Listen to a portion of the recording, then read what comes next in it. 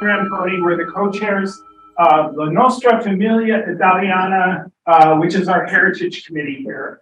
And we do 6 presentations like we're doing tonight. This is our 4th one. Yes, our 4th presentation. We have 2 more coming, one in March and one in April. We'll tell you a little bit more about those at the end, but first, I wanted to acknowledge that the territory the clubhouse is on, it's on the traditional and unceded territory of the Sauk Nation. This has been their home since time immemorial, and we're honored to be here. So with the Heritage Committee, really what we try to do is we try to find and tell stories, and that's what we're going to be talking about tonight. And in this case, the story is about the introduction of irrigation to the Okanagan Valley. So we're very privileged to welcome Wayne Wilson, and you'll be meeting Wayne in just a minute. Ian Pooley, who is joining us via Zoom. I'll be talking a little bit, Don will be talking a little bit, and then hopefully, fingers crossed, Maury Williams will be joining us later. Maury did the archaeological work on the KBR sites, the workers' camps up there. So he's going to be talking a little bit about what life would have been like in those camps. But this is a pretty interesting chapter. If you look at Italian immigration into the Okanagan, there were distinct phases. And the phases just before World War I were unique in a couple of different ways. And we're going to be talking about that. If you're familiar with, especially in the Okanagan Mission, the Casorsos and the Rampones and the Lanfrancos, the Barreras, a lot of the names you see on street signs out there, that was an initial agricultural cluster. But then starting in around 1905, 1906, we started to get what were called sojourners. So these were Italian workers, laborers who came over to North America to work on big construction projects like railways and irrigation projects. And that's the story we're going to be telling tonight. So I want to start by welcoming Wayne Wilson. Wayne has been looking at Okanagan irrigation for a long time. He'll tell you a little bit more about that. Wayne's going to set the stage for us, and then we'll go to Ian on Zoom. So Wayne, take it away. This one? Yes. Here we go. That working? Yeah. There we are. Okay. So thanks, Gord. I appreciate that. I'm Wayne Wilson. Some of you may recognize that I was the executive director for the Colonial Museums.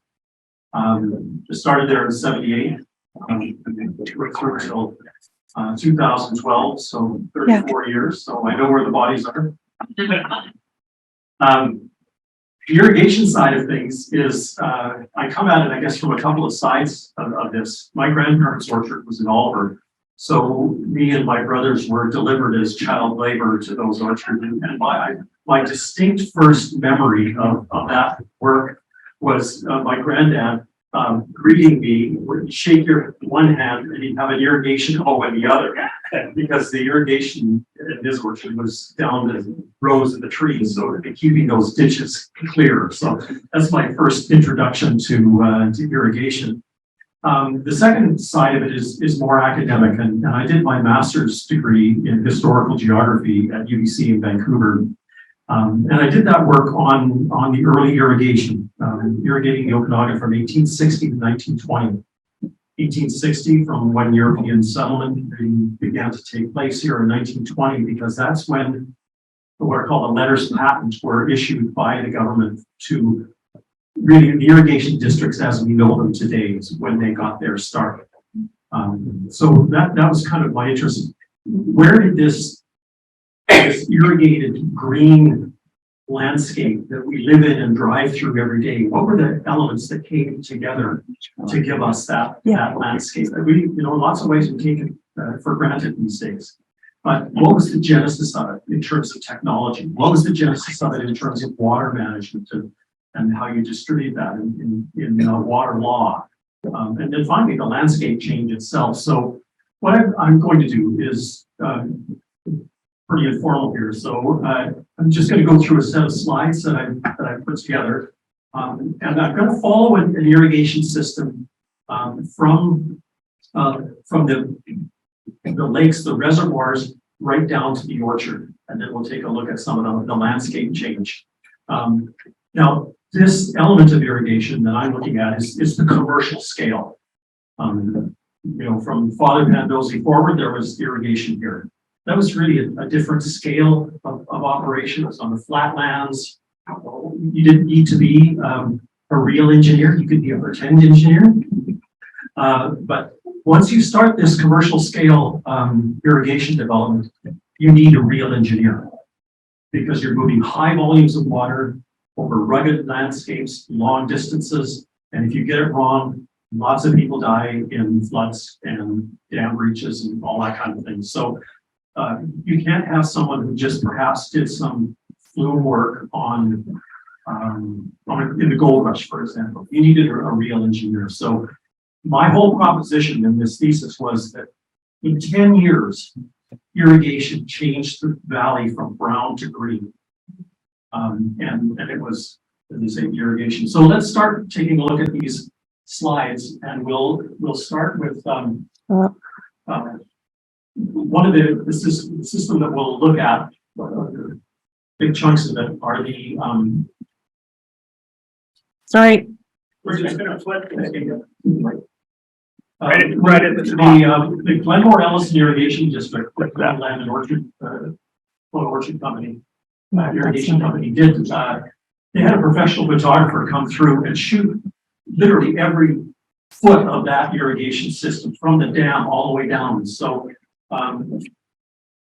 let's go. We'll head up to the first slide here, and this is the Pasta Lake Dam.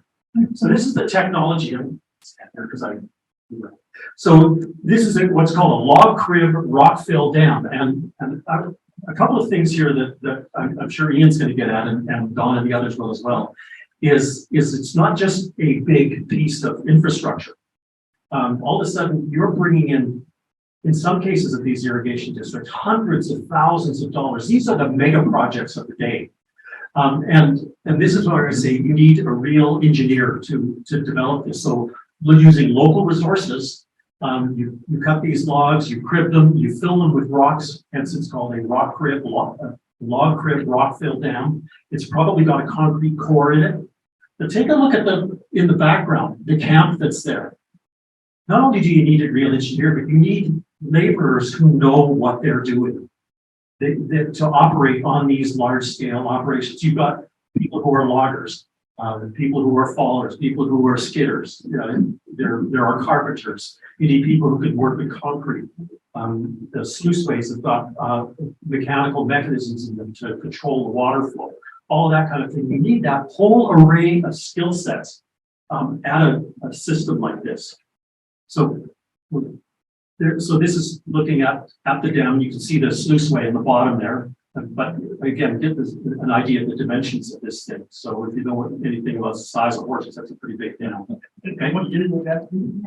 I'm sorry. What year would that be? This is probably about 1910. Yeah. Okay. Again, same dam. You can see that the forest fire has gone through and ripped through everything there. This is looking at the other side of that dam, the downstream side. You can see the water coming out there. But you get a sense of the structure of this. This needs to be properly designed and built. And that, with all due respect to the engineer, that's not all about the engineer. That's the labor force needs to understand how to do this work. So it gives you, I think the scale of the operation is important to see here. Okay. Again, there's that log crib rock fill dam using all kind of local resources here. So the rocks are local. Probably the only thing to bring in terms of material is the metal for the sluiceways and control mechanisms, and for the concrete core that generally goes. And whether this had a concrete core or not, probably it did. To go down the center of it. That's all we would have brought in. And you need big pack trains to bring all of this material in as well. Okay. Now, so that's part of the system. That's the storage system. prior to this, the storage was in the creek, beside the Casorso farm or the Rampone farm, that's where the storage was. Now, with this scale of operation, you need big time storage because you need to regularize that supply. If you're going to be investing hundreds or thousands of dollars in your orchard, you want to know that you've got a regular and reliable supply of water. And that means you have to store extra water to distribute through the summertime. So you let it out into the creek, down the creek, possibly down Mill Creek, and in this case, there's the head gate, where again, there's another concrete work there. It's put into place. It pools the water, and you take it into the distribution system. That really starts at this point. So you can see again, you've got all of that skill set that's required up at the dam site. And now you're building over rugged terrain. This is not like building an irrigation system out in the prairies. It's just straight flat. You're going around really tough, rugged terrain. Those of you who've gone up perhaps toward Myra, you can see where the irrigation canal goes across the road there. There's one section of it, I think it's on the left-hand side as you go up. You can see the rockwork that holds the bank back. It's beautiful, beautiful rockwork that needs to be done. It needs to be done properly. You're going to maintain that in a reliable way. So this is the head gate for that irrigation system that brought all the water to Glenmore. Okay. Next slide. And there's another view of that head gate. But look at the scale of the operation. That is a huge sluice way to take that water off into the system there. Okay. Now, where you couldn't build flumes, you put in ditches. And again, you need teamsters. You need people who know how to move earth. And so there's this I think is in the East Kelowna area. But you need the surveyors. You can see the transit level work there. You've got the horses and the teams. The guy in the back behind the horses is once the route has been surveyed, he's got what's called a Fresno, and it's like a huge shovel with two handles on it, and it's behind these teams of horses, and you simply push down or pull up. So you pull up and it scoops it out. You push it down, and it's the lip of that shovel comes up, and then you move the gravel off.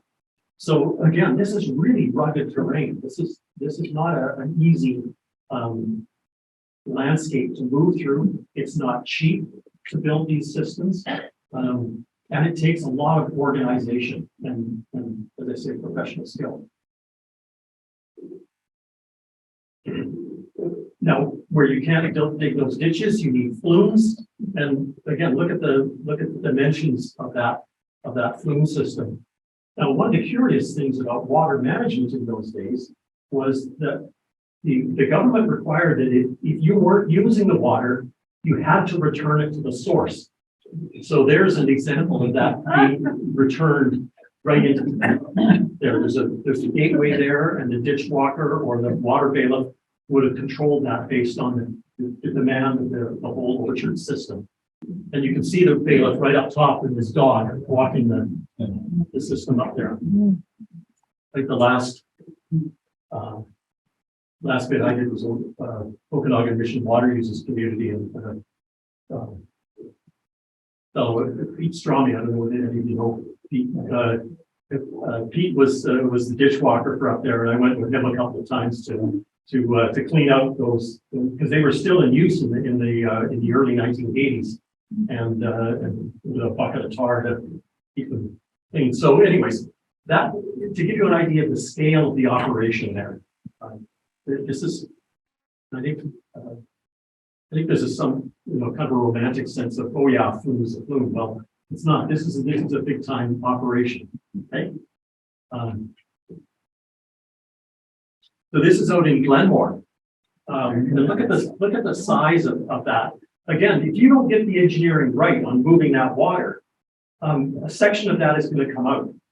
And then you've got the expense and the trouble You've got, your orchardists aren't gonna have water, the whole range of downstream problems that you end up with if you don't get the irrigation right. But look at again, the scale of the operation. There's your way to maintain it. There's that walkway across the top, wouldn't workers' compensation down there. And there's this would be called a half round ditch. It's probably, or flume, it's probably metal, and those are the metal ribs that are holding this together here. These are metal ties in here to, and these would be prefab sections that would be put in place there. Does any of that flume? Not that flume, no. Now there are little places where you can see this ditch. Now this was the ditch that was put in. So when the water came down out of Mill Creek, it came across the valley in a siphon, and we've got some photos of that. And then it came into the McKinley Landing, the holding pond there, and it went down both sides of Glenmore Valley. It was called Dry Valley at the time, or Starvation Flats, until it was renamed Glenmore Valley in about 1910, I think, something like that. But this is an idea, so you can see the form there to build the flume and the concrete laid out in that. And as I say, Glenmore, the Colonial Irrigation Company had a professional photographer go through, and they shot from the dam all the way down. And in fact, they shot every single lot that was for sale as well in Glenmore. The sad thing is that it was a terrible irrigation system. Unfortunately, the engineering on this one wasn't that great.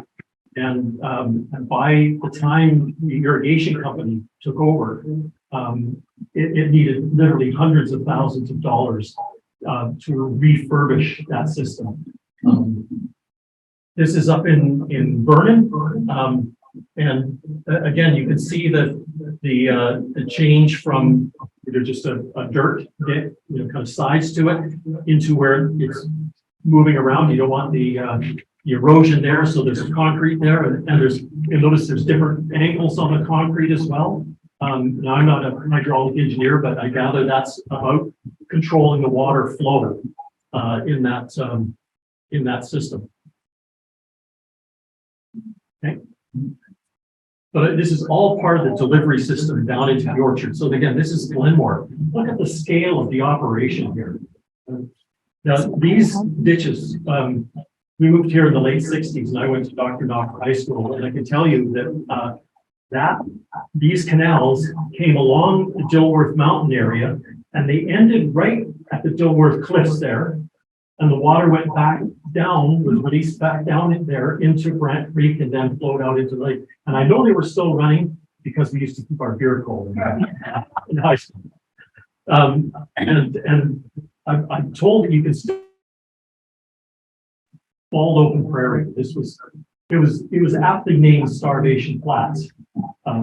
This is where we moved when I was a kid, and my parents' garden, you could hardly dig the thing. It was had such heavy clay, and I don't know how many loads of peat and sand we put in it, but it was always clay. So again, an idea of the scale of the operation, and you need skilled people to do this. You need skilled crews, and we'll hear the argument that a big chunk of that came from the Italian population. Okay. Yeah, they clear debris out of the system. These are open, above ground irrigation systems in those days. And one of the things that was important about is it told you, if you were a pioneer in those days, it told you about the success of the operation. It showed you in very real terms that a lot of money was being invested in this irrigation system. Once it started getting buried and pressurized, it disappeared off the landscape, and it's taken for granted. That when it's seen, when you see the flumes, when you see the canals, when you see the dams, those kinds of systems, it tells you something about the kind of investment that's going on, and the kind of I think, hope and optimism about this irrigated horticultural landscape that's beginning to emerge. And as I say, in 10 years, from 1904 to 1914, half a generation, this valley turned from brown to green, or it shifted from from coniferous green, that dark green, to deciduous green. And there are lots of writings about, the coniferous green was God's wild wilderness and all that. But the deciduous green was the manicured, civilized landscape. All of that kind of purple prose came out of that Edwardian time. So who would finance that project? Was that the government? These were financed but largely by money out of the UK. But there was some Belgian money in it as well. By the government of Canada? No, the money was privately owned. So individuals got together as land development companies. They bought out the old, and Ian will talk more about this, I think. They bought out the old cattle ranchers who were at retirement age by that time. They come in here in the 1860s and 70s. They bought them out. They subdivided the land. They put in a secondary road system, and they had their own wholly owned subsidiary irrigation companies. So that if one went bankrupt, the other would go bankrupt, that kind of thing. So these were wholly owned private irrigation companies, which clearly didn't work, which is why public irrigation took over in 1920, because they had a sinking fund that would allow them to continue to upgrade the systems and to replace them. Wood is great as long as it's not on the wet dry cycle. Keep it wet always or keep it dry always. On a wet and dry cycle, it rots. And so you need a reserve of money to do that. And you need the skill set to go along with it as well. So anyways, there's the kind of system that needs to be maintained. Okay. So this is the siphon that went across the valley. And a siphon, it works like, not that any of you siphon gas in the winter. No, as long as the outlet is lower than the intake, it will draw, whether it's this case, it's a 32-inch steel siphon. Unfortunately, it was not the best steel, and they had to redo it. And can you imagine being put into that thing and scraping it all the way down? They had trolleys that they put you on, and they lowered you down with a rope. And, again, the workers' compensation would love that. But this went across the Ellison Valley into Glenmore, bringing water from that from Mill Creek. The other side of it, of course, was piping. This is Bernard Avenue, and just the last wagon there with the irrigation pipe on it. Behind that, that's where HSBC is. So you get an idea. So this is Bernard Avenue. There were literally miles and miles of irrigation pipe systems that were put into place. You're going from larger down to smaller scale. And this is wood stave piping, Douglas fir wood staves, the pipes that were made in Vancouver. And the wood staves were brought in and it was assembled here, or was brought in pre-manufactured lengths. Mostly it was pre-manufactured.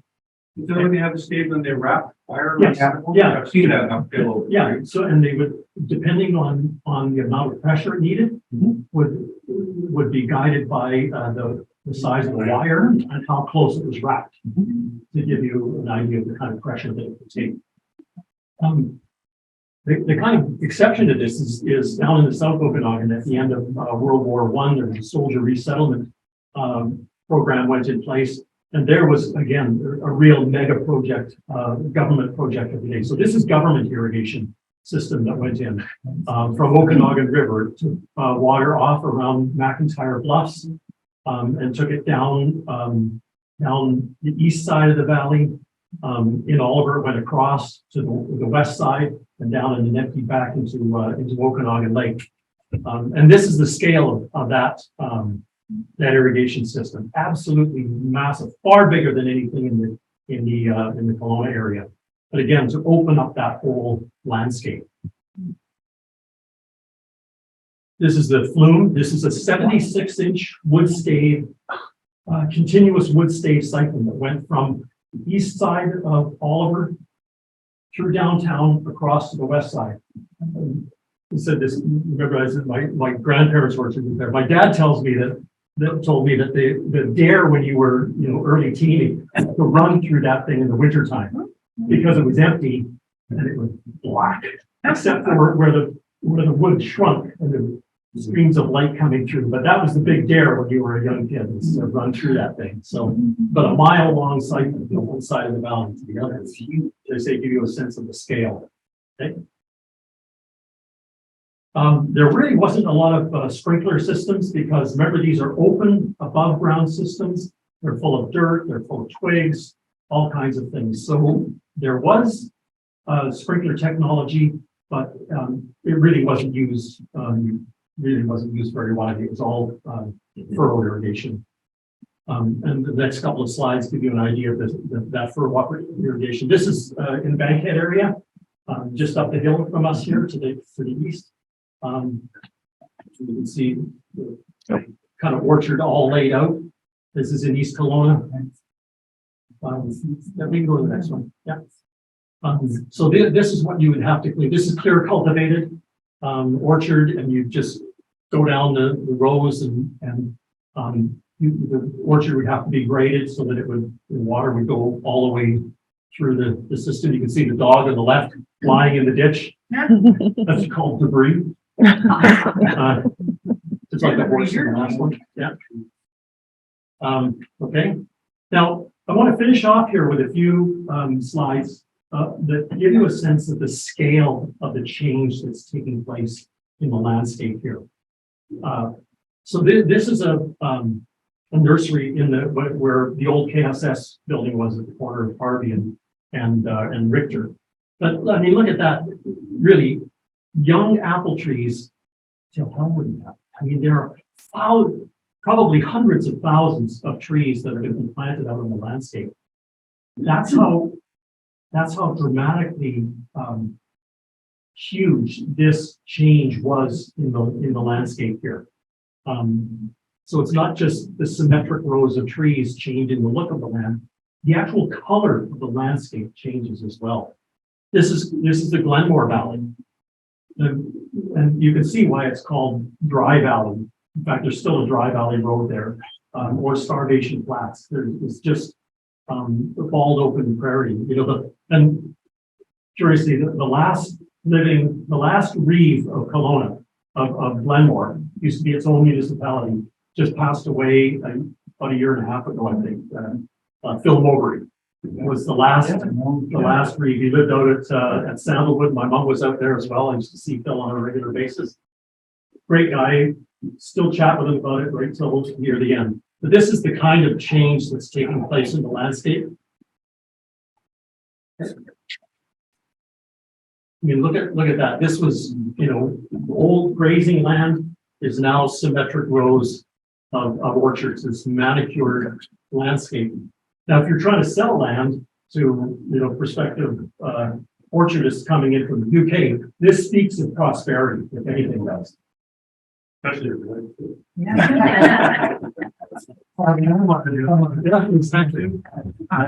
this is looking out over Buckland. Again, look at the scale. The orchard's just off into the full distance. And the market for this is in the prairies and in largely the UK. So that's where that's where all this produce is going. There aren't enough people in the Okanagan at this time to eat that many apples. So you have to have a market. So the proposition here is that you needed a few things to come together to give you this irrigated horticulture. You needed cheap, reliable transportation that could move a high bulk, low value commodity long distances cheaply. So you needed a railway. So orcharding was not going to happen in the Okanagan until you had a railway. It wasn't going to happen until you had irrigation water delivered on a regular and reliable basis. Because you're not going to invest in the kind of money that you need, the kind of land development that's needed for an orchard, if you don't have a regularized and reliable supply of water. And that meant the irrigation systems as we go into today. And you needed a market. And at the time, the prairies was being filled up by the Canadian government. Sifton's immigration policies were filling the prairies with people. And Europeans know what a valuable commodity fruit is. There's a huge local market the biggest and best foreign market for these orchardists was the UK as well. Okay. There we go. So there's gives you an idea, I think, of the scale of change that's taking place. And keep in mind, 10 years, half a generation is when the landscape that we still live in and drive through today was laid down. And it's Ian will start talking about the kind of connections between that and the labor force that's making that possible. All right, well, thanks very much, Mike. And if Ian is ready, we'll go straight to join Ian on Zoom. He's nodding his head, so I think he's good to go. Ian. So when Gord asked me to do this, I knew it was the Italian club, so I did an Italian title for the topic here. But essentially, I'm following on from what Wayne just told you about irrigation and how it was developed in the Okanagan. And I'm picking one area, Southeast Kelowna, and I'll try and show you how it developed its irrigation system. So the title is Building the Networks, Irrigation, Road, Railway Construction in Southeast Kelowna, 1905 to 1915. Or in my best Italian, Costruzione delle reti, irrigazione, costruzione di strade del ferrovie nel sud-est di Kelowna, 1905 e 1915. For those of you who prefer I do the whole thing in Italian, I'm sorry I can't, but there's the title. Southeast Kelowna was developed by a big development company, as Wayne was mentioning. They came in all over the Okanagan in around early 1900s and started converting the valley to orchards.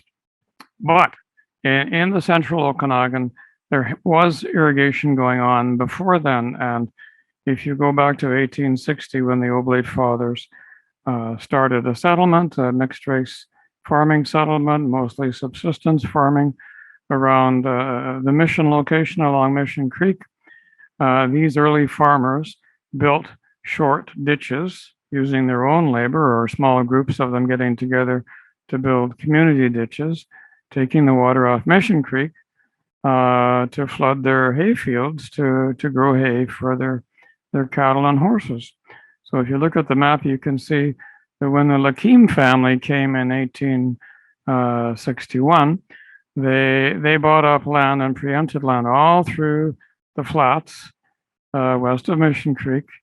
And then after 1870, when the government opened up land east of there for preemption, they started buying up more land for their cattle ranch. So they bought the lower bench of East Kelowna.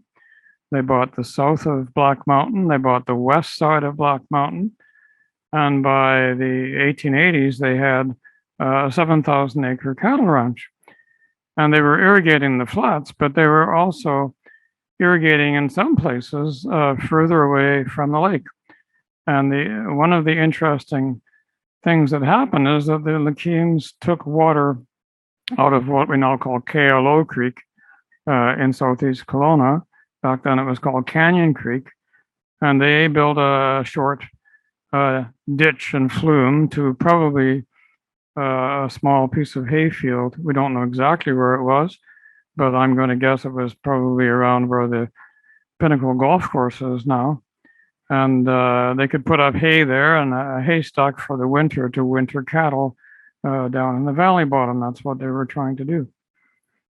But as Wayne's mentioned, by 1900, 1905 especially, the cattle ranches started to disappear. So we can guess that probably the Lakeem's irrigation was over on the left of that photograph of Mission Creek at that time, before the orchards, when you can see the benches have no apple trees on them yet. But about 1902, a civil engineer showed up, and Wayne mentioned that you need a real engineer to seriously do irrigation. This gentleman was from Ireland. His name was Sam Long, and he had enough engineering skill for his own orchard that he built quite an enterprising ditch from Canyon Creek, where the LeKims had built one, all the way across what is now the Gallagher's Golf Course to the edge of what is now the East Kelowna Orchards. And he put in the first orchard there. He didn't wait for the development companies. He didn't wait for large amounts of capital. He had enough knowledge himself. He knew how to put in a fairly small ditch system. So he was able, on his own initiative, to put in the first orchard. So there's Sam Long's orchard, perhaps around 1904. If you look very carefully at the image, you can see that he's built his own irrigation wooden flume down to his orchard from slightly higher up. It's a gravity feed system, and he's planted the first trees. And this gave the first development company in the area enough confidence to follow his lead and develop a large-scale orchard complex, and that was the Kelowna Land and Orchard Company, which my grandfather and a couple of other British immigrants, T.W. Sterling and Ted Carruthers, started in 1904. They bought the Lakeem Ranch, all 7,000 acres, and they started selling off lots. So if you look at the map here, you can see that this area here is what used to be the Lakeem Ranch. And that became, especially the lower bench of East Kelowna, became the first orchard development in the area. My grandfather had his own little orchard tucked near the creek, slightly to the east. Sam Long's orchard was all by itself at the time, next to what is now Gallagher's Golf Course. And this became the first large-scale orchard development. As Wayne has mentioned, they needed water. They couldn't entice English settlers out unless they had that entire network that Wayne just showed you in place. So they had to raise some capital, mostly British money. And in 1905, they started building a system. They got Sam Long, who was a qualified engineer, to do it. And they went up to the summit of Little White and realized they could put in a couple of small dams on the canyon lakes. This is one of their construction cabins on Canyon Lake in the summer of 1905. You can see the Chinese cook sitting there with his frying pan. But they really made a mistake because the canyon lakes were not big enough to hold enough water for the entire acreage of East Kelowna. The runoff from the Little White Mountain on the south side was not enough water to fill the reservoirs. And they were able for a while to manage with that much water because early orchards, like the one that Wayne showed you in Glenmore, didn't have a lot of ditches in the orchards. When the trees were small, all you needed was 2 ditches, one on each side of a row of trees. You didn't have to irrigate the entire panel between 2 rows of trees. So for a few years while the trees were young, you could get away with that, but not for too long. The other mistake they made is that because they were in a rush and they were doing it on the cheap, they didn't build the concrete lined canals that Wayne was showing you. They built dirt ditches. Here's the main ditch in around 1905 in East Kelowna on the upper bench. And you can see, if you look at the photograph, that it's a dirt ditch, and they've simply put orchard stones in the side walls of the ditch to stop the dirt from caving in back into the ditch when it fills with water. And also, the dirt ditch seeps. It seeps water very, very badly. It's not an efficient way of transferring water. It's a very high water loss. They used local casual labor to build this first system, English workers who come out and needed some cash. They also used Chinese, and I suspect that the man in the photo, although we can't see him very well, his back is turned to us, but I suspect he's a Chinese laborer on the East Kelowna ditch system.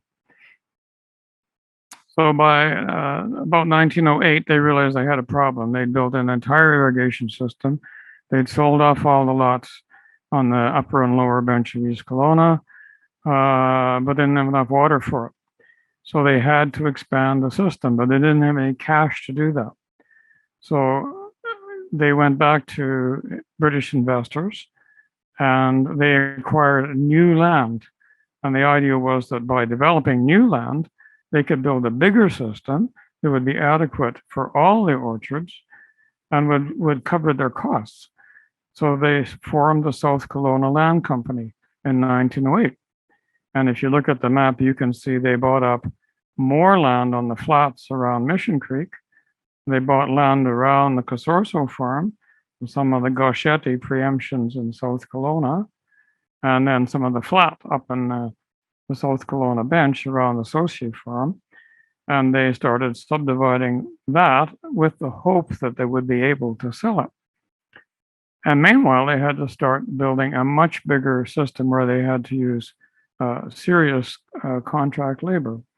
So by around 1910, they were putting in a system that was a big irrigation network. They took the water from the canyon lakes that had been going down Canyon Creek and then diverted it into Sterling Creek, which flows into the Kettle River.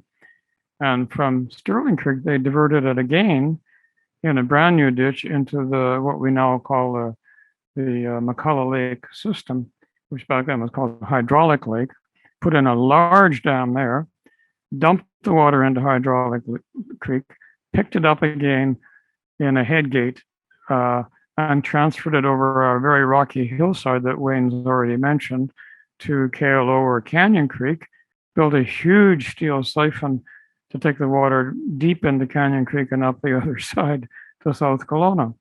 And this is where they brought in the Italians. We know from the 1911 census, I know Gord's been looking at these census results, that there were, I think, 32 Italians in the two South Kelowna camps in 1911. And when you consider that the total number of men in those two camps was 60 laborers, 8 of whom were Chinese cooks, over half the labor in those camps was Italian. And they had to put in, this time they were building it properly. They were putting in concrete ditches instead of dirt ditches. And they had to reline the old ditch in East Kelowna. Here they are relining the ditch past my grandfather's farm in the upper bench, so that won't leak water. It'll get water down to the new orchard owners down in the lower bench of East Kelowna. So they completed the system around 1912, a couple of years before World War I. But then there was a recession in 1913, and people stopped coming out and buying orchards.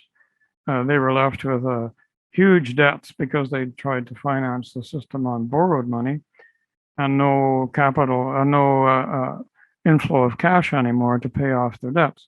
So both orchard companies by 1913 were in big trouble, but they did have a good irrigation system. So here's a picture of my grandmother on her orchard, which was 30 acres. It was a fairly large orchard. And if you remember Wayne's photograph of an orchard with only 2 ditches going down a row, you can see this one has 4 ditches. So it's using lots of water. It's using the open cultivation system and ditch irrigation. And I'm sure my grandmother couldn't hoe an entire 30-acre orchard on her own, but there she is working on those ditches in the photograph. So what was the net result of all this? Well, first, it was a brand new road system put in by the contractors when they built the irrigation system to get the laborers in to do it. So if you look at this Kettle Valley Railway map, you can see from Kelowna, the wagons loaded with pipe that Wayne was showing you would have come up the KLO road. Then they would have gone up Spears Road, up through the gully where there used to be a road to more or less where the entrance to Gallagher's golf courses. And then the railway company, the KVR, built another contractor's road up to the KVR. So that whole network depended on earlier work that had been done to get the irrigation system in. Likewise, if you go across KLO Creek or Canyon Creek, you can see that the Myra Road was built probably around 1913 to start getting crews up to work on sections of the KVR. And the McCullough Road, which had been built back around 1908 to build the McCullough Dam, was now being used by KVR contractors to get materials out to McCullough. So the two systems were built very much at the same time and interacted with each other to get a lot of people into this country to do a lot of construction. And if you look at the consequences, the system allowed more development. In East Kelowna, by 1925, you have SM Simpson on the McCullough Road building a sawmill and cutting trees for shake, that's thin slices of wood that was used in apple boxes. So just beyond KLO Creek, this mill was operating around 1925. By the same date, the KLO Road was functioning as the main route for hauling vegetables and fruit out of the flats, out of Ben Voolen and the Mission Creek area into town, and fruit from East and South Kelowna was also going into the packing houses. So it became a main artery back then for essential transport. And up at Myra, where the Kettle Valley Railway was now running, in the 1930s, the Penticton sawmill started building a big network of roads to skid logs out with Caterpillar tractors and sleighs in the winter, and then hauling the logs, transferring the logs to the railway and hauling them down to its sawmill in Penticton. So what started off as very small irrigation ditches ended up as a joint complex of roads and irrigation networks and the railway. And the legacy of a lot of that is still with us today.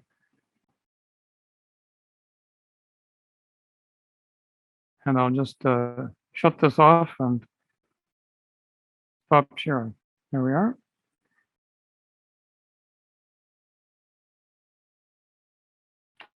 So there we are. There's my talk. And Gord, I'll pass it over to you. Thank you. So you know, as I was saying, you know, we've got a 30-year period where Western Canada was really opened up for settlement, and that's particularly true for the interior of BC. In the 1880s, Kelowna was wilderness. There was really nothing much happening other than cattle ranching. And the nice thing about cattle ranching is you don't really need transport because the cows can move, right? But that changed a lot, as Wayne said, when we started looking at a different kind of agriculture. So we had the massive railway projects going in. We had these massive irrigation projects. And the problem was, where do we find the people to build it? And I think it's important to understand that the context of Canada's immigration policy at the time, especially from about 1881 or 1882 onwards, was not very fair. It wasn't like they were welcoming everybody into Canada. I mean, Canada was a very racist place around the turn of the century.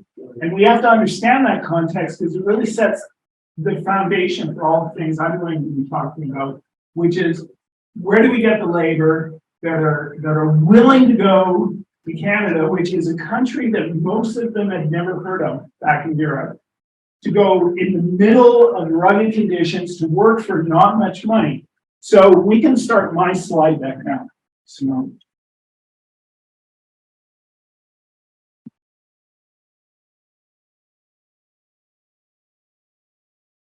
So the answer to that, and there's been a lot of talk about the Padrone system, but you have to understand it was really a solution to a problem at the time. So we can go to the next slide.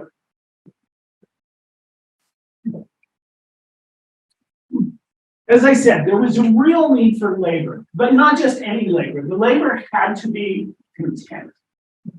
A gentleman an academic by the name of R.F. Harney wrote a study of Padronism, really looking at Antonio Cordasco, who was the primary Padrone in Montreal at the time.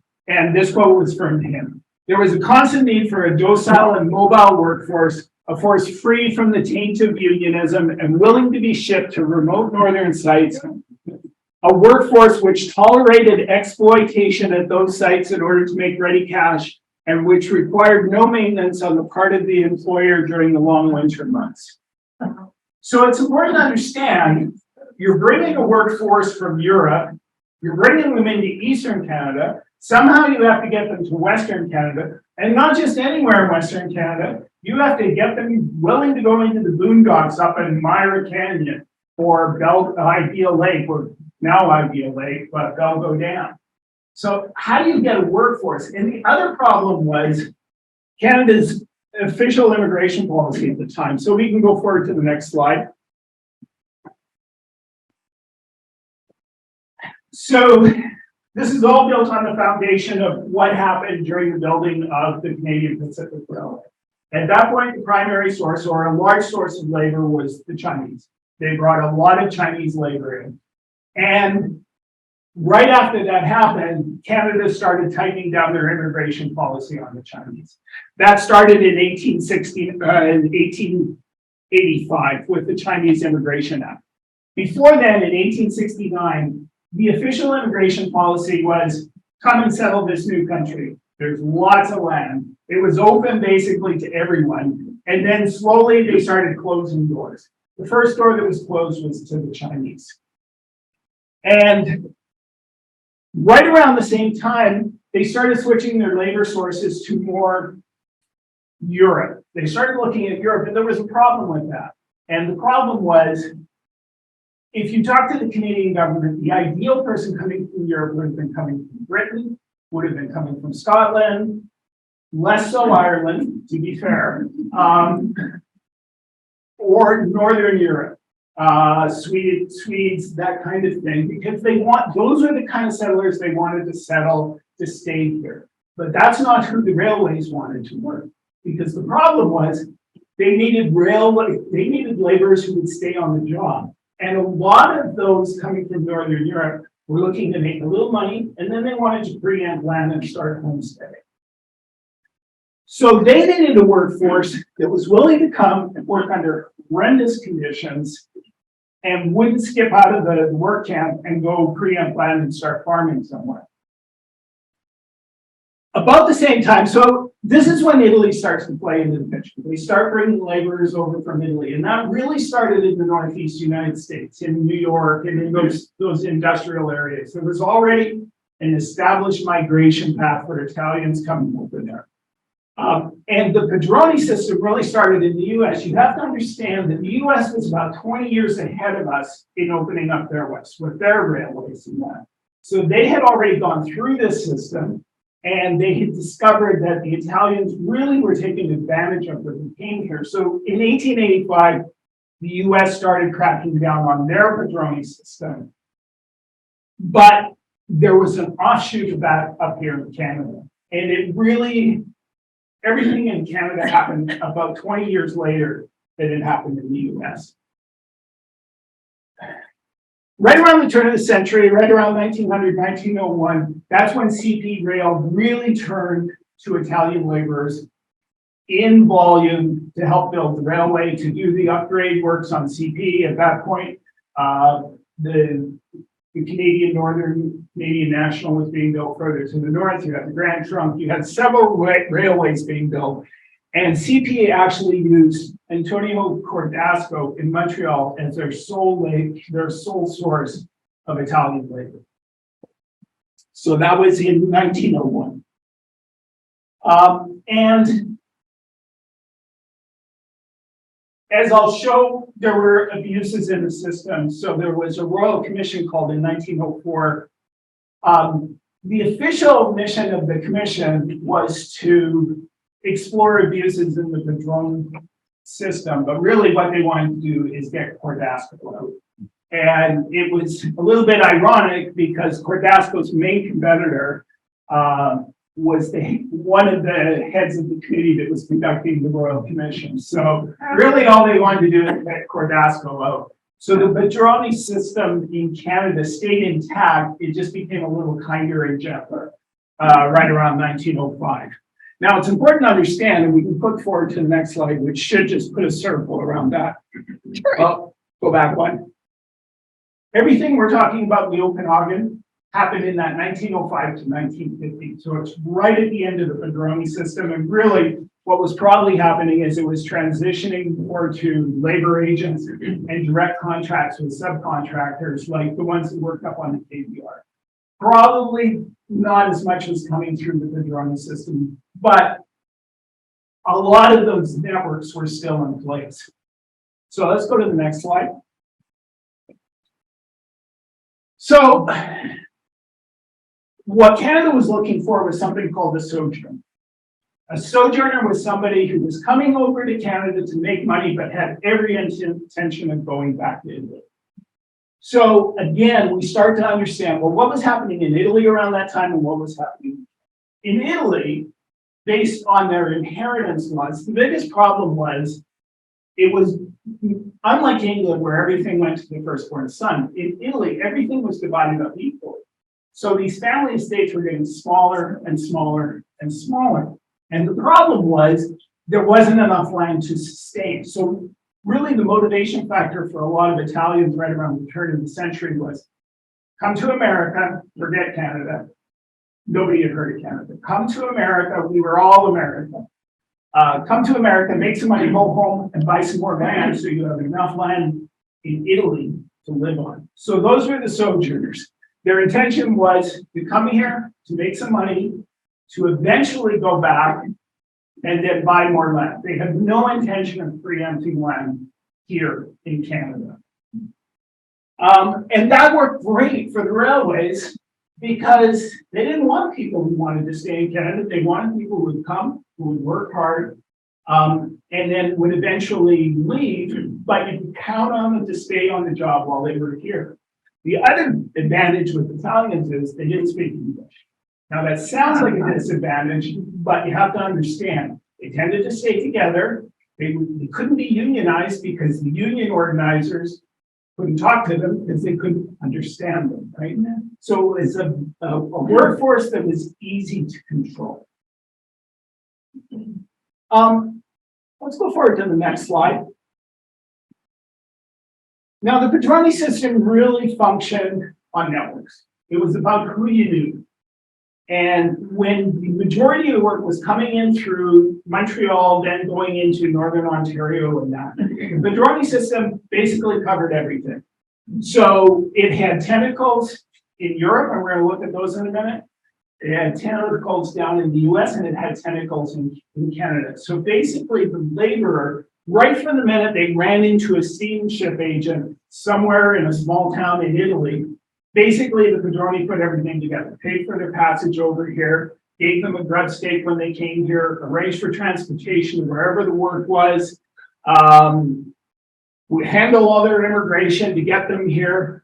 There was generally, the Padroni had foremen that worked under them that would be on the job site that would look after this labor force, generally provided room and board for these laborers, and even provided banking for them. But the critical thing was communication between all these various points. There's where the Padroni really excelled, is they controlled the communication. And in a lot of cases, they provided the communication channel and the banking channel back to Italy. Remember, you've got immigrants coming here who are not only not speaking English, but most of them are illiterate. Most of them don't read or write. So they need somebody to take the money and get it back to their family. And that was the solution that the Padroni system provided. But as you can imagine, they could make profit. Every one of those little boxes was a profit margin for the Padroni. Their profit on room and board alone was about 100%.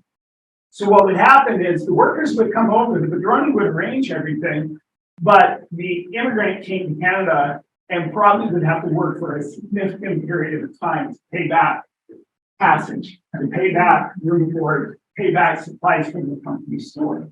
All of that, the Padroni was raking in profit on every touch point in that network. Let's go forward. So again, if you read, and if you read negative things about the Pedroni system, it's not that there weren't negative things here in Canada, but the majority of it happened down in the US, and it's important to understand. What we got was the tail end of it. Not that it was a wonderful relationship, because there was a lot of abuse that happened, but you have to understand, if you're a laborer coming from collaborative and you can work in Canada, you could make, even with the horrendous profits and everything that the Pedroni were pulling out of the system, you could make 3 to 4 times the wages you could make back from it. So you could still come, you could still make good money. The labor here loved it because they were getting a bargain, and the workers were generally happy. The Pedroni system really provided a solution for 2 big problems. One is, how do you get a workforce over here and keep them on the job? And for the employers, how do you tap into these major sources of labor you need to put these massive mega projects together? Let's go forward. So, right around 1900, 1901, I think, there was people were looking at the Pedroni system on both sides of the Atlantic. Here, like I said, we had a Royal Commission in Canada. In 1885, the US really cracked down on the Pedroni system. Italy's policy went from really encouraging people to emigrate because they needed the money to keep all the things happening back in Italy, to about 1901, they started going, there is abuse happening here in the Pedroni system. So they started to do their own internal investigation of the Pedroni system throughout Italy. And that's when a lot of the transport was happening out of northern Italy.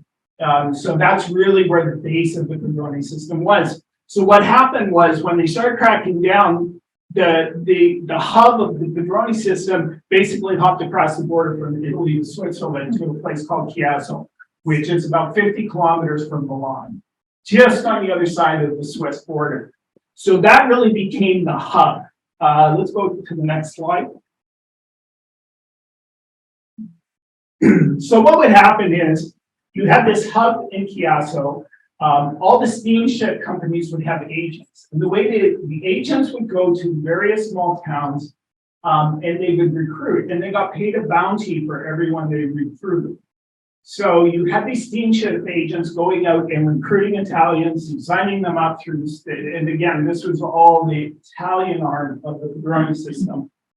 But it wasn't just steamship agents. Quite often, the officials in these towns would be part of the system too, because they also got paid bounty by the steamships. So you'd have the nobility, the officials in each town. In one case, they had one from northern Italy who was traveling around with a bunch of blank passports and his official stamp. So as he signed people up, he could basically give them the passport and, expedite things. It was probably the most efficient bureaucracy you'll ever find in Italy.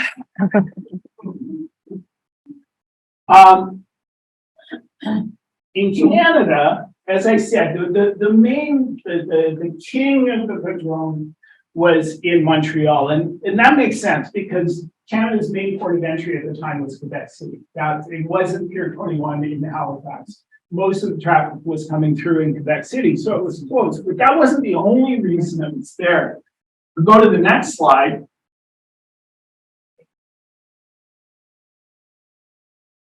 And Don's going to talk a little bit more about this when he talks about his great uncles. But it wasn't only recruiting out of Italy. What was happening is you had this huge pool of Italian labor that were in all the little Italies in the northeast US. So each one of those circles had a concentration of Italians.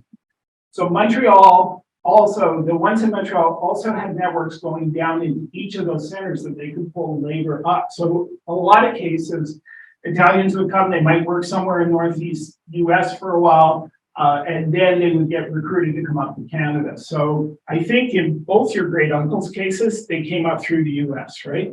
Yeah. So that's why you saw this eastern concentration of this at the time. And the other thing that's important to understand, like I said, no Italian in 1900 was coming to Canada. They were going to America. So America acted as the front door that people were coming in, and then Montreal kind of acted as the back door into Canada. Next slide. So let's focus on the Okanagan. As Ian said, we went through the 1911 census with a fine-tooth comb and an Excel spreadsheet, and we found significant pockets of Italians working at camps at that time during the 1911 census. So the ones, there's actually 4 dots, kind of point them out for those here. There was one by Yale, there was one by Hope, there was one by Headley, and there was one in the Kettle Valley just north of Westbridge. Those were all doing preliminary work on the Kettle Valley Railway. The biggest pocket was in Hope.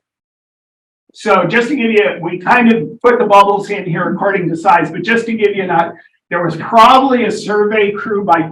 Sorry, it's back. There was probably a survey crew by Headley. That was like 8 Italians affixed to that crew. There was a little bigger one in the Kettle Valley. I think that was about 18 to 20 laborers. The one by Hope was about 80 laborers. There was one up by Yale, and I think that was around 40 laborers. So those were the 4 dots on the bottom, but the 2 biggest groups were both around Kelowna. Ian mentioned one working in Southeast Kelowna, and I think that was around 40. But how many was at the Belgo camp? 87 Italians. 87 Italians. So that's the big circle right north of Kelowna. So you had, and also you have to understand again, what a big change that was from the previous, like if you look 10 years before, the only Italians in the town were the Casorzos, the Rampones, 1901. Who else? Franco. And the Lanfrancos. That was it. And it wasn't like there was a big pocket in Vernon or a big pocket in Penticton.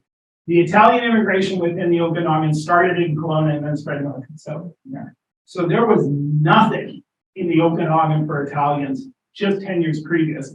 Now suddenly you had, even just looking at the Okanagan, you had 200, 300 laborers in the Okanagan. And they were here primarily to come and work on those massive projects. And when they came over here, the intention was go back home. Nobody was planning on staying here.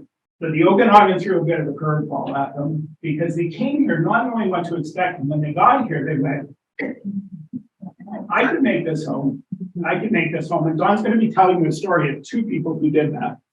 Okay. Oh.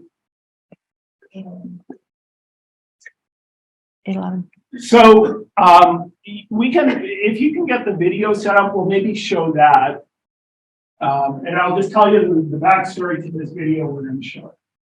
So Don and I started working on this whole idea of sojourn labor probably about a year ago. And I just happened to visit Wayne at Wayne's studio. And Wayne, we were chatting, and Wayne goes, well, you know, there's rock ovens up by Belgo Dam. And we went, oh, okay. He goes, yeah, I remember I went up there as a kid with my parents. We found these rock ovens. So I immediately emailed Don and I said, there's rock ovens. And he goes, you're right, because I was talking to Elmo Ranaguchi, and he remembers seeing them as a teenager. And so we go, okay, we got to find these rock ovens. So it took us a while to figure it out. We actually went up with Wayne and we shot some video and we did a lovely interview with Wayne, which you'll see someday, not today.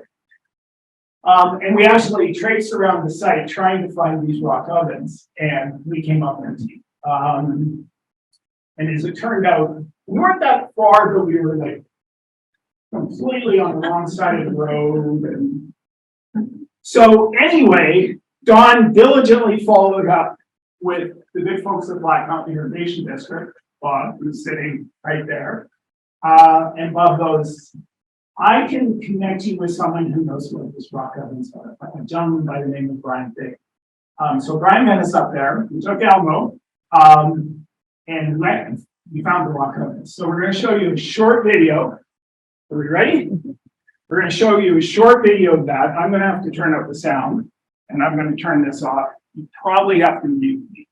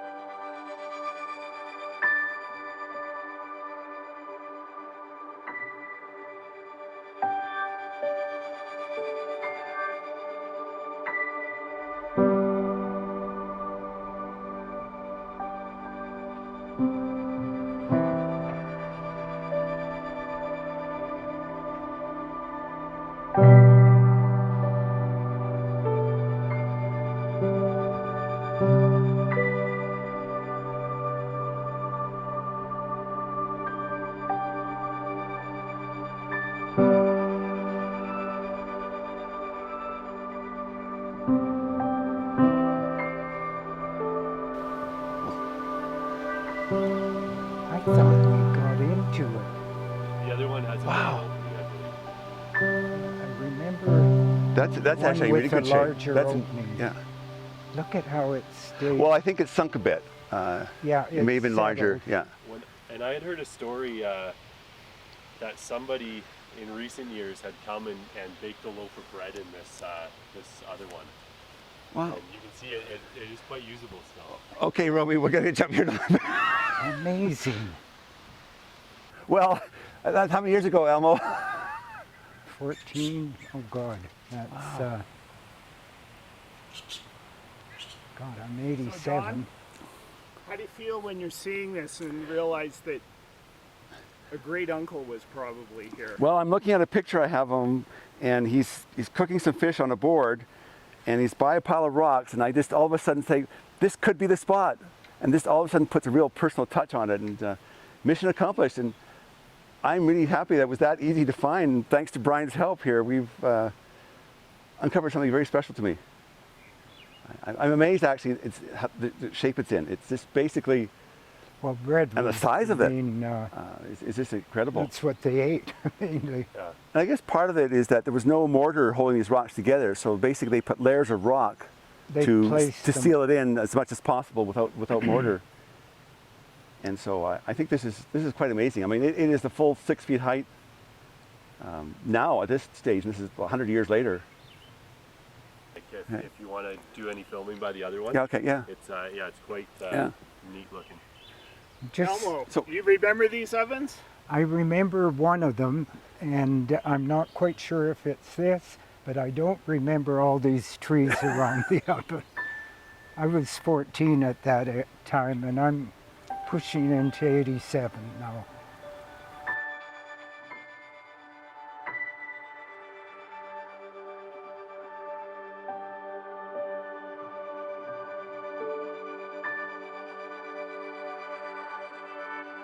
I am so surprised to be here.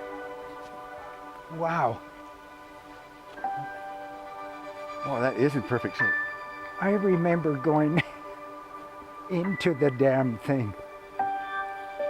That is in beautiful shape. Wow. And I think the clear entrance, animals probably use this regularly. The fact the entrance is so cleared off.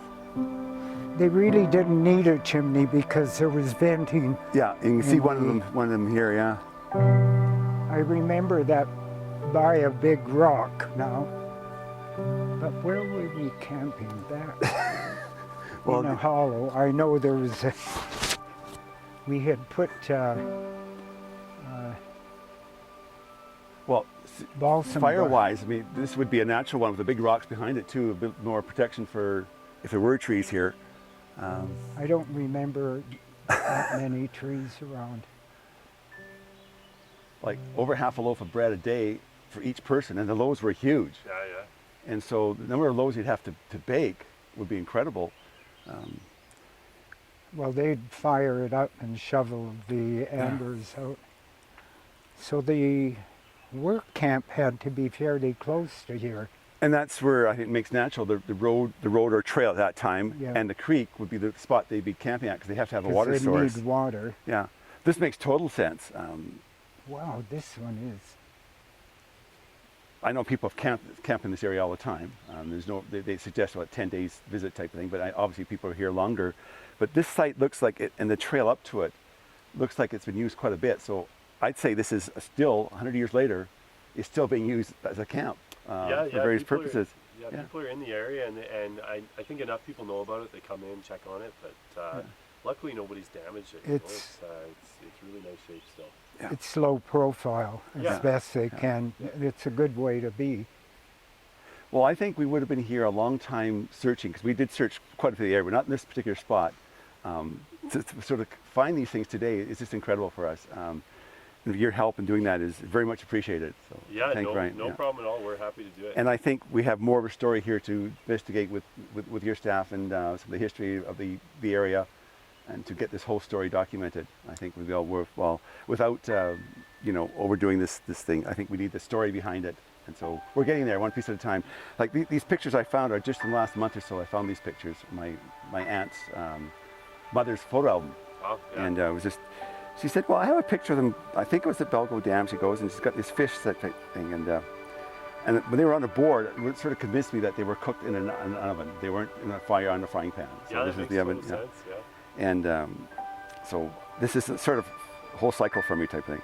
In my great uncle's case, he had 640 acres of land just down the road, and that he had preempted, and he supplied the logs apparently for the construction of the dam. So I guess being fairly close, they were probably drawn up by horses. They weren't loaded up on wagons and stuff. They were drawn up by horses. That's what I was told. It was all horse. Yeah. So that's it's very important in looking back on how things were done, and because the distance and travel, they couldn't be traveling up here. They actually camped up here, and I don't know, year round or all year.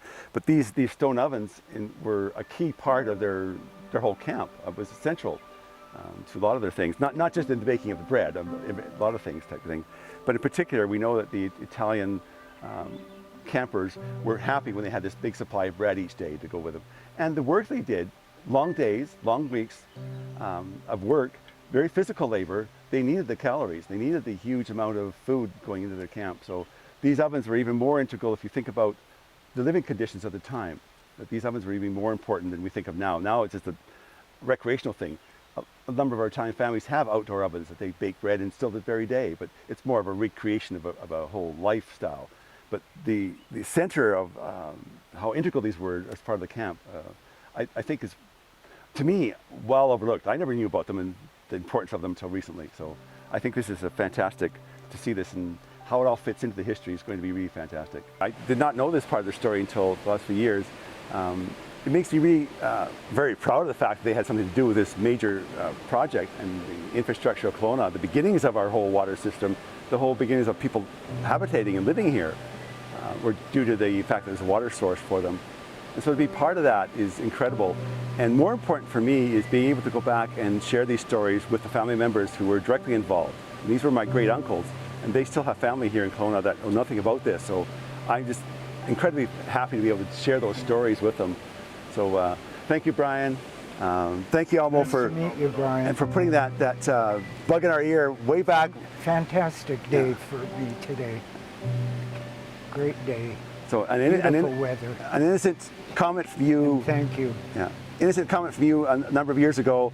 Remember trekking around here I as a would have never kid? thought of coming back Yeah. or think of looking for them, because I have been back about 7 years ago, and the thought wasn't there. Yeah. And now we got these great discoveries. So discoveries were happening 100 years ago. Well, we're making discoveries now again. So I think this is a great way to end with this search, this quest. And of course, it's the end of looking for them, but now the beginning of the stories to go with it and tell the story to people. That's going to be important to me.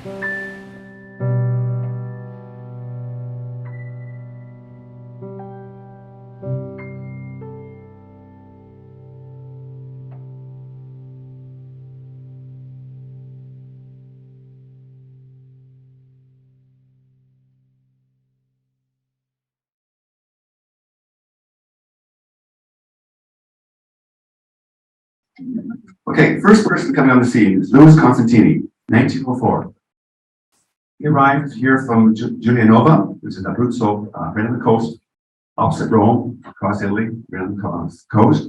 He came over here in 1904. He was either 14 or 15, it's hard to really tell. The manifest shows both ages on his record.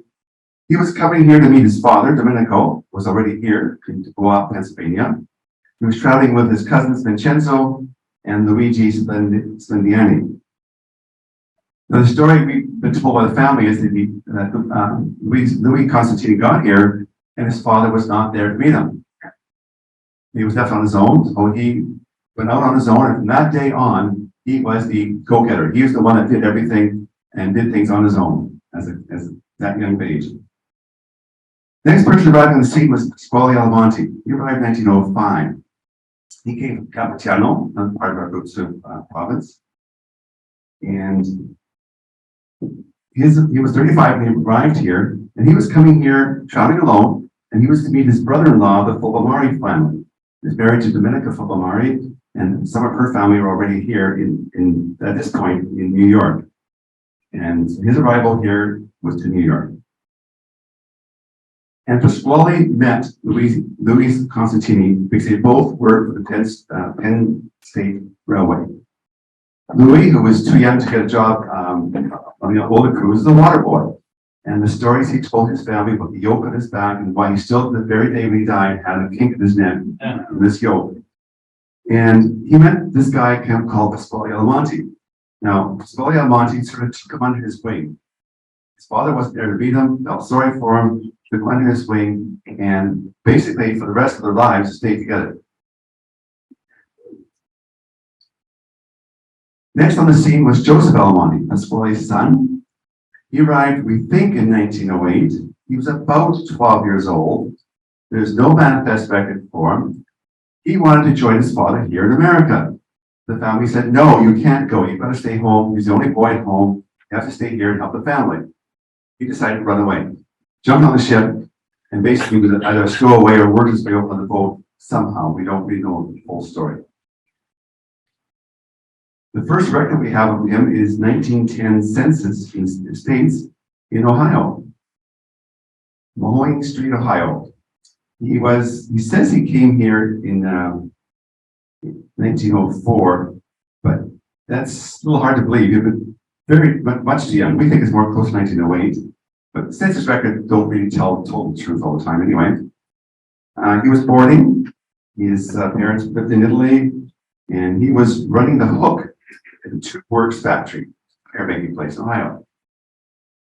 And he had wasn't gone to school, and he was never out of work. He was always working. So that's the first record we have of him. In 1910, Louis Constantini decided to head out from Penn State Railway, and he worked his way across the states. And we don't know all the places he went. The family has some stories of different places he went, but basically he went across California and then up the coast to British Columbia. And the story was he was always sort of the one that going out and looking for places to go. Now, whether he was called by padrones or the system, somehow he knew there was work. Never without a job, always worked. He very quickly learned English, and he was a very smart fellow, and all his life he was a leader of the group. He did discover some area in White Rock, and he had so much money set aside, he was going to buy this land, but apparently it was just sand and pretty useless for growing stuff. He wanted to farm. So he kept going on, and he headed to Kelowna. Now, he arrived here in 1910, and he was working for an irrigation camp, a company. I'll show you later on. Perhaps he was staying in this town. Gord, where was it? Off the Black Mountain School? Is that where we figured? No, well, Ian and I were actually going back and forth on this. It's on either one side or the other of Gallagher's Canyon, basically. Okay, this one here, anyway, this picture, maybe he was here, we don't know. That was one of the few places around at that time. But we do know that Pasquale Alamonti came up here in 1911. So Luigi came up in 1910, year before. And Pasquale Almonte is in Spokane at this point, and he's filling out a declaration of intention to follow U.S. citizenship. Or it was a stalling tactic, or he needed the papers to cross the border. We don't know. But he didn't stay there very long. And he ends up, in 1911 census, Louis Constantini and Pasquale Almonte both were in the Belgo Canadian Fruit and Land Company Camp Number 1. And 87 of the 137 workers at the camp were Italians. Most of them arrived in the country in 1907 and 1910. Because of that short period of time, we're pretty sure they were called by the patrolling system. They were headhunted. They were brought over here. Unlike Louis, who came from the south, the other ones pretty well came across Canada straight here. Their job was to pick and shovel work to clear the right of way, the new irrigation system. After that, we have record of them going up to work on the KBR Railroad at Camp Morrissey in 1912. The records we have found so far are family stories mostly.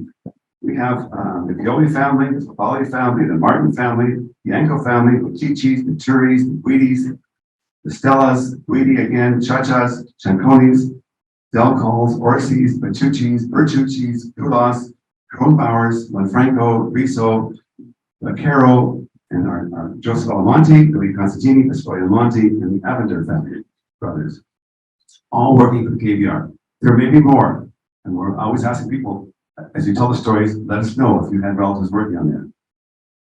So they were up that camp. We do know that Joseph and Louis were Teamsters, again, following part of their nutrition and training. But Pasquale Almonte was a bull cook, doing all the camp cook ordered him to do. And perhaps he was the one that baked the bread and built those fires in those stone ovens. This is one of the stone ovens from Camp Morrissey on the KBR.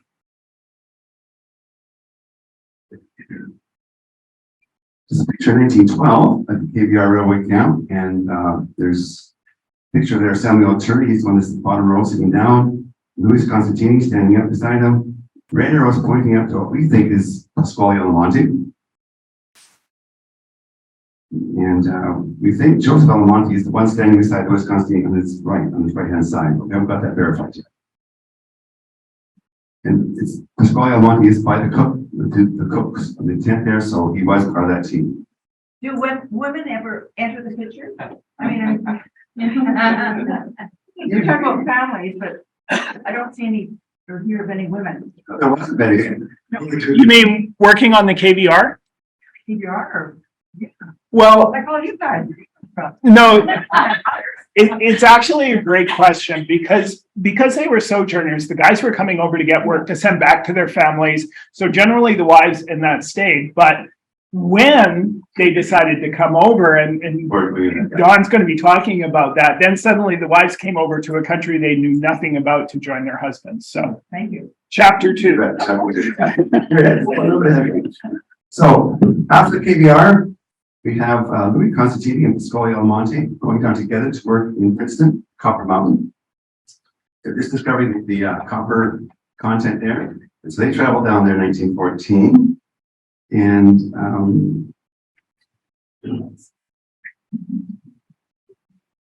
this is the site, a picture today of Copper Mountain. And there's a newspaper article from 1914 saying the future is most bright for the act of mining. Railway transportation must now follow quickly to keep pace with the requirements of the mining company. And they were down there to supply railway ties for the new railway extension into Copper Mountain. So we're still at the males here. 1914, Pasquale Barrera arrived in the scene. Pasquale Barrera was brought over by Giovacchino Lanfranco. Giovacchino had been in Kelowna since early 1900s. And he went back in 1914 and he brought over two boys, Pasquale Barrera and Eduardo Purrogo. They were relatives of his. Phyllis owns a condo in the North Piemonte area. And so far, our previous people are all from Abruzzo, now Piemonte area. Pasquale arrived, and they're coming down, and they're supposed to get off, change trains at Sicamous, but somehow Pasquale didn't get off the train. Giovacchino and Eduardo did. Pasquale ends up in Princeton at Copper Mountain. He needed a job, went to work for Copper Mountain. And he ended up sitting with two other fellows, Pasquale Almonte and Louis Constantini. These wooden side tents, they have wooden tent camps. It was so cold, his hair stuck to the edge of the tent and it froze on the tent. That's great stories about that time. And when they were getting Coffee Mountain, the job was finished and they'd say, what do we do now? So three of them stuck together and they said, well, Scully says, my son Joseph Alamonte has arrived in Kelowna. He was in Ohio before, now he's in Kelowna. He's in our house that we were renting. Let's go up there and see what's up. So they traveled to Kelowna. And so they're all living together in one house. They rented the house. In 1918, they buy the property, the house and the property. It's right next to where Kelowna Rose Gardens in Rutland, or Cornish Road area. So he bought 23 acres of land. And they decided to do some farming on this land. In 1921 census, Pasquale Barrera is listed as a partner on the farm. His son Joseph Alamonte and Louis Constantini were not listed as partners. So they were helping on the farm, but they'd rather go elsewhere to other things.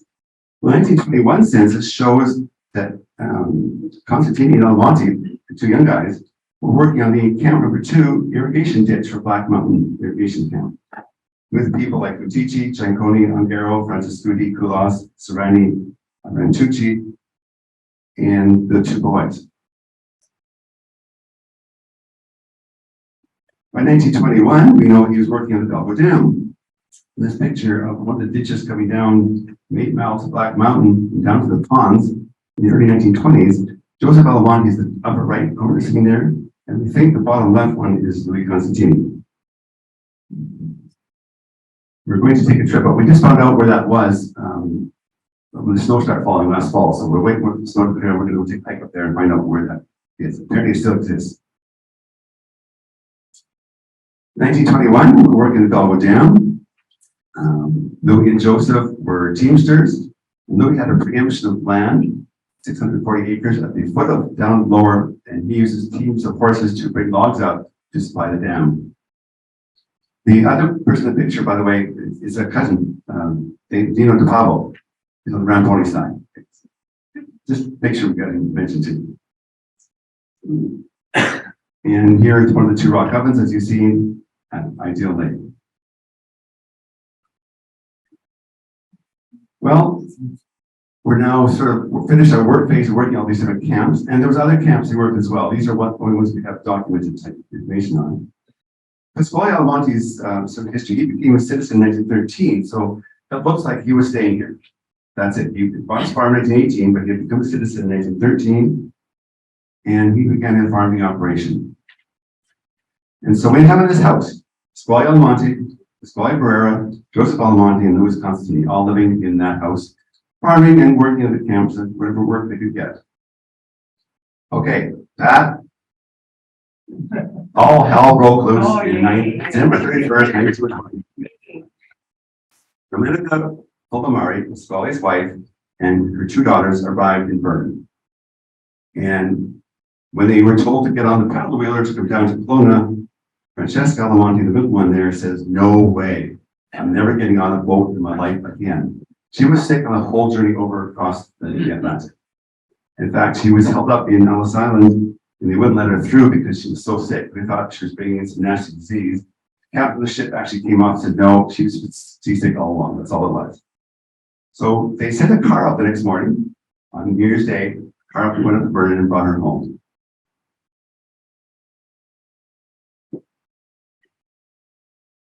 Well, 2 years later, or a year later, Francesca married Pasquale Barrera.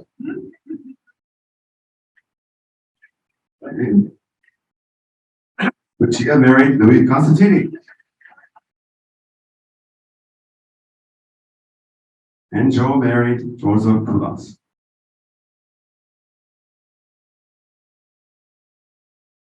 And in 1950, my great, oh, by the way, I should have started that. Pasquale Alamonte was my great grandfather.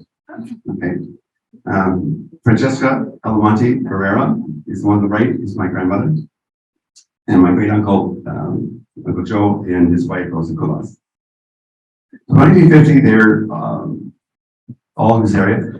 Pasquale Barrera went on to his own, he was a junior partner on the farm, In 1926, moved down to across from Rotary Beach and started his own dairy farm. And Joseph Alamonte moved to be rented at the Kuiper House. It's now at Ben Church. Rented that house for a couple of years, and he moved across and was a mission farm there for a few years, and ended up with a farm in Ellison area. Louis Constantini had a farm on Cornish Road in Rutland, and then moved downtown in a small lot. And these stories, I'm driven to write these stories because of my Pasquale and Francesca Barrera, my grandparents, and this is a picture of their farm that was across from Rotary Beach.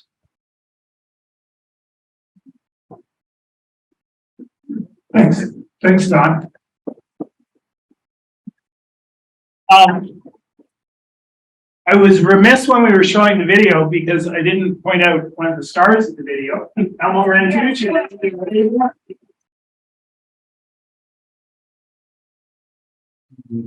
We have a bit of a surprise for you. Don showed pictures of Morrissey Camp #2 in one of the rock ovens and talked about his great uncles who worked up here. I'd like to call up my good friend Maury Williams. Maury actually was professor at UBCO and did the archaeological work in exploring that camp back in 2008. 2007. So I asked him to just come up and say a few words of what he learned about life in those camps. Maury, by the way, also wrote Myra's Men, which is a book about men who worked on Myra. Thanks very much, Gord. It's a pleasure to be here. And actually, I learned quite a number of things tonight. Actually, we were showing the camp up there, the dining hall. Oh. So I need to be. You're good now. Now, okay. Thank you again. Sorry? People at home need to see. Yeah, right. Okay. Hello at home. As I say, I learned quite a number of things tonight. I'm very pleased to see where you're showing the shot of the dining camp and the folks that were there that you identified the number of characters. I was actually giving a talk one time with that photograph, and after it was over, the authority came up to me and said, my father and my uncle were in that photograph, and that was the first I grasped of the importance of the Italian workers there. As far as the camps are concerned, if you want to see what the rock ovens are like, what Gord and Don and Emil found there, that's a perfectly preserved oven. Probably a little bit difficult for you to get to, but if you want to get to see what one of these camps was like, please go up to Myra Canyon. June Springs End, and just before the gates up there is where we worked on this camp, Morrissey Camp #2. And it was, most of the laborers there were Italian, and you get a very good idea of what these rock ovens were like. In fact, one of the questions I had for you, I don't know if you found the spring close to the ovens. The two ovens that we found up in Morrissey's camp in Myra had a spring located very close to whatever water supply. So as far as ovens or food is concerned, the two things you need are a bake oven, and of course you need the water to go with it. And something else I think also to bear in mind with all of these camps, remember that there's no refrigeration. So any of the fresh food that you might have had to be brought up virtually on a daily or every other day basis. So one of the other things that we discovered up at the Morrissey camp was the old service road, the tote road. It's very clearly delineated. And in fact, when you were, I think it was Ian talking about the railway in 1915 and so forth, and the preliminary work that was done on it. Starting in 1910, and I'm assuming there were quite a number of Italian workers on that, they built nearly 160 kilometers of service roads because you had to be able to get to these camps. Of course, the railhead wasn't there yet. So we found the old tote road. We also found the spot where the blacksmith oven was located. And then around, and this is if you went to one of these old camps and you sort of saw a couple of shots tonight, you'd see one or two things as far as accommodation is concerned. You either see tents, and the tents generally have a wooden wall up about this high, and then the rest of the tent you live in. Or alternatively, you saw a bunkhouse. Now in Morrissey's camp, there was no bunkhouse, but there were lots of tent sites. We did another dig a year later in 2008 outside the park, and that place we did find a bunkhouse. And you have to appreciate that. In fact, one of the shots you showed earlier was a little bunkhouse. I appreciate, there's no ventilation in there. There is very little in the way of light. It's usually a building that might be, say 20 to 30 feet across, 60 feet in length. It would house anywhere from 30 to 50 men. And you can imagine working all day, and particularly after a wet, rainy day. Then you come back to this bunkhouse and you strip off all your clothes and you hang them up all around for them to dry. And then, of course, sanitation facilities were very limited. In fact, they're usually amounted to maybe a wash basin outside of the bunkhouse. But if you can imagine with 30 to 50 men working all day, all the sweat, all their smelly clothes, by 3 or 4 in the morning, in fact, I was reading one account by a fellow named Baldwin. He worked in one of these camps. He said so often about 4 o'clock in the morning, the bunkhouse was sort of empty out. They never wanted to get outside so they could get some fresh air. I think the camps were very basic. For example, if you do go up to Morrissey's camp, one of the artifacts we found was an old powder can, and it stands about this high, which for those of you know, probably about 1.5 feet, and about this big around. So your shower consisted of poking holes in the bottom, hanging it up, and standing underneath that. So that it really was quite basic.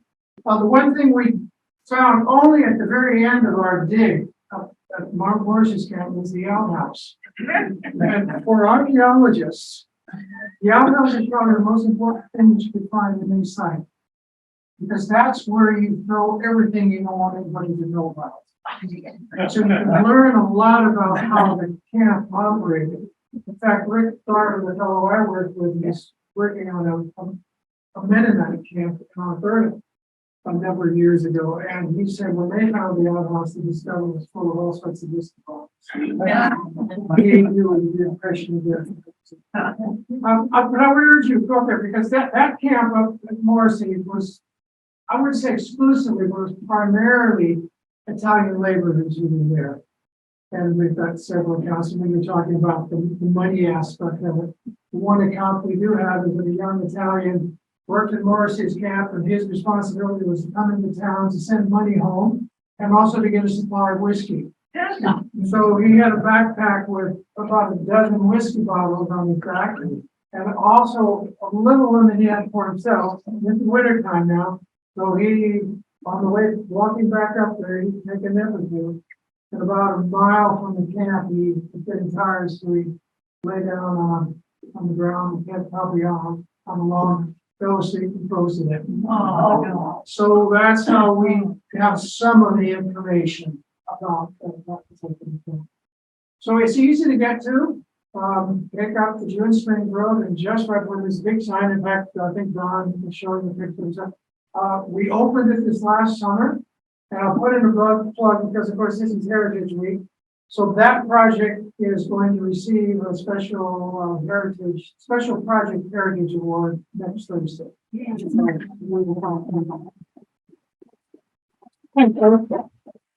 Thanks, Warren. So as far as a takeaway, I think I just want to leave you guys with thinking about the men who did the work, right?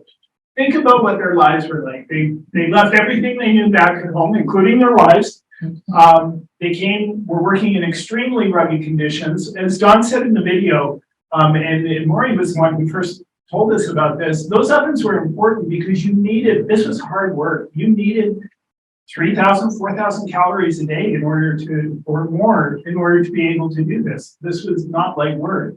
And baking those big loaves of bread were a way to supplement the other supplies and get those calories. Maury said, Morrissey Camp number 2 is easy to get to now. It wasn't in 1910. So if you've ever been up to the Ruth station end, the nearest place would have been probably the Belgo Hotel and the Belgo landing. So that's probably where they were going down. There was a store there. That's about 21, 22 kilometer walk. So think about coming down and going back on foot. Sam Turi, who was working up there, used to walk down on the weekends so he could spend time. He had a wife here at the time. She was the Pablo, right? Ria de Pavo. Yeah. And then he walked back to start work. So, you know, just think about what life was like for these people. Because they did come here, they came here with no intention of staying, but as we know now, a fair number did. The Okanagan tends to have that impact on people. You come through thinking you're just here on a visit, and the next thing you know, you're looking at the real estate listings. So it's happened before. I wanted to give some thanks. First of all, to our presenters, please give them all a big hand.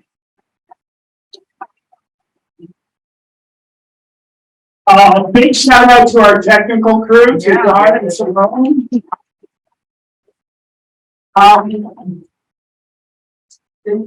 Just this past week, I was kind of scoping out some of the other Italian-based organizations that we know, including the ones in Vancouver and Toronto and Montreal.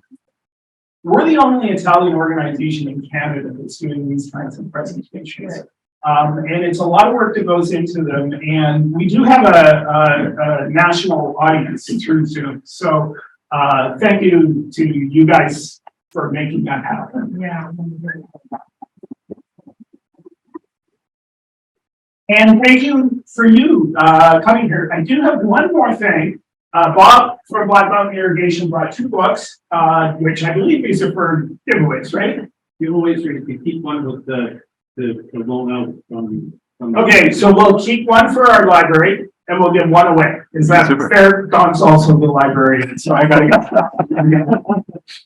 We wear many, many hats. Okay, so that's for the library. So now we have to think of an equitable way to give this book away. I used something before. Hang on.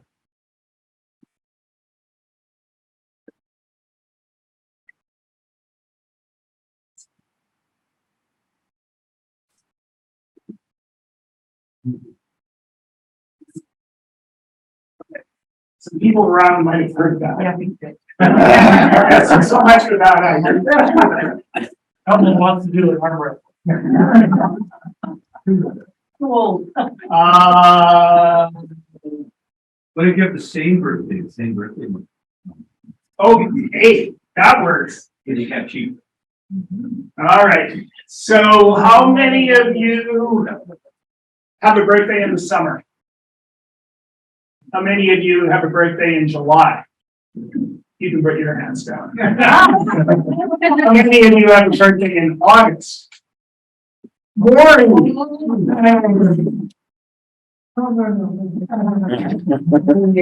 Figure out how to get away.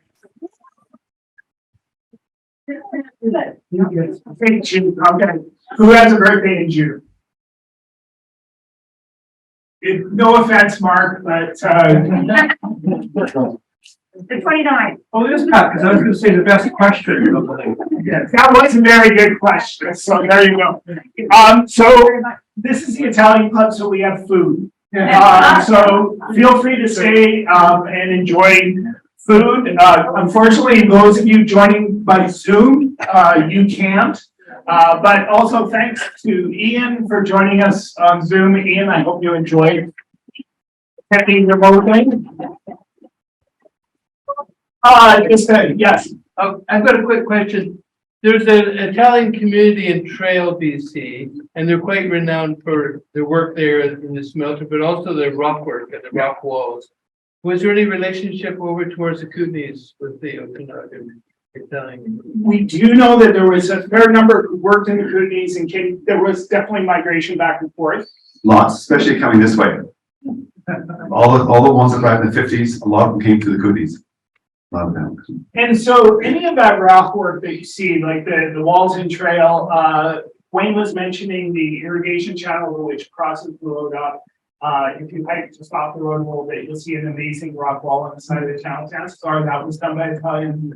All the trestle abutments in Myra Canyon, the dry stack rock, that was probably all done by Italians. So yeah, I mean, it's what they knew. And that's one of the questions we have, which is interesting, is these rock ovens don't appear everywhere, right? So you've got a big concentration down in Aramata where they were working on the tunnels and switchback. You've got a fair, 7 in Myra Canyon that we know of, or 5?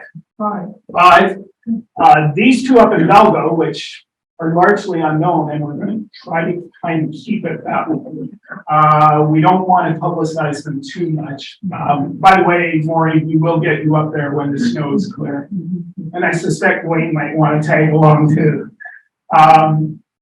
So then the question is, well, if Italians worked in multiple places, why do some camps have rock ovens and others don't? That's something we're trying to track down now, is to understand, well, for instance, one side of Myra Canyon has no rock ovens, the other side has. But most of the extensive rock work that was done is done on the side of the canyon that has no rock ovens. So, But, you know, in Italy, like we have, with a rounded, oven like that outside, and it was all made out of rock, and that bread was just the best that you could ever get. And they put some wood in there, fired it up, and then they took everything out and did the ashes and just left it warm. So, you know, that. Yeah, and certainly, and a lot of these Italians who would have built these would have come from probably middle up to the north, right? So they were building what they knew. Certainly they had them back home. So yeah, anyway, we can talk forever. Just before we wrap up, did anybody else have a question they wanted to ask before we wrap up? Sure, yeah. Okay, well, thank you, everybody. Thank you.